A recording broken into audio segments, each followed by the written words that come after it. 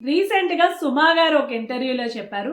మనం ఎక్కడికైనా వెళ్ళినప్పుడు అక్కడున్న వాళ్ళు ఏం చేస్తున్నారు? ఎలా ఉన్నారు? అంటూ ఇలాంటి ఒక హెల్తీ పలకరింపు కంటే కూడా ఏంటి నువ్వు ఈ మధ్య ఇంత సన్నగా అయిపోయావు? లేకపోతే ఏంటి నువ్వు ఈ మధ్య ఇంత నల్లగా అయిపోయావు? ఇలాంటి మాటలు అంటూ ఉంటారు. దానివల్ల మనకి తెలియకుండానే మన కాన్ఫిడెన్స్ అనేది బాగా దెబ్బతింటుందని చెప్పారు. నిజమే కదా! మనం కూడా ఇలా చాలా మందిని అడిగే ఉంటాం. ఇలాంటివి నేను కూడా చాలా పడ్డానండి. నా హైట్ వచ్చి 5'10" అలా ఉంటాను. అంటే 6 అడుగులకి మాక్సిమం 2 ఇంచెస్ తక్కువ ఉంటాననమాట. మా అమ్మగారు, మా హస్బెండ్, మా పాప అందరూ మా ఇంట్లో హైట్‌లే. మాక్సిమం అందరూ కూడా మా వారేమో 6'1", 6'2" అలా ఉంటారు. అలాగే మా పాప నా హైట్ సేమ్ ఉంటుంది. మా అమ్మ కూడా బాగా హైట్ ఉంటారు. చిన్నప్పటి నుంచి కూడా ఎవరైనా ఫ్రెండ్స్ ఇలా చక్కగా గ్రూపు సరదాగా ఉండేవాళ్ళు. ఎళ్లి పక్కన నుంచుంటే, "అమ్మో! నేను నీ పక్కన నువ్వు నా పక్కన నుంచుంటే నేను పొట్టిగా కనిపిస్తున్నాను. నువ్వు నా పక్కన నుంచోకు." ఇట్లా అనేవాళ్ళనమాట.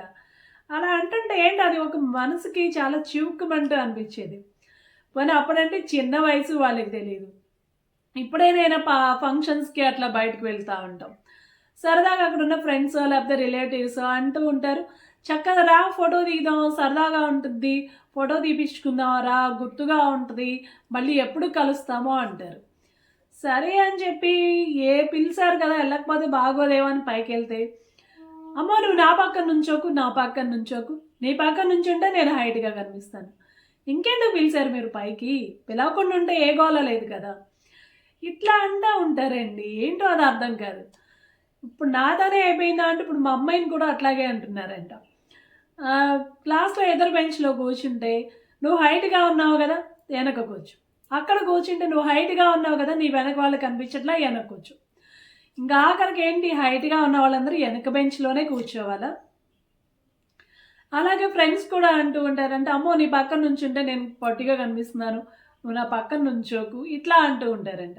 ఫస్ట్‌లో మా అమ్మాయి కూడా చాలా ఫీల్ అవుతూ ఉండేది. నేను చెప్పాను, "నేను ఎలాగో పడి పడి ఉన్నానమ్మా. అలాగే అంటారు. హైట్‌గా ఉండడం, లేకపోతే కొరుసగా ఉండటం ఇలాంటియి ఏముండవు. ఫ్రెండ్స్ అంటే ఫ్రెండ్సే. దాన్ని నువ్వు సరదాగా తీసుకోవాలి అంతే తప్ప మనసుకు తీసుకోకూడదు" అని చెప్పేదాన్ని.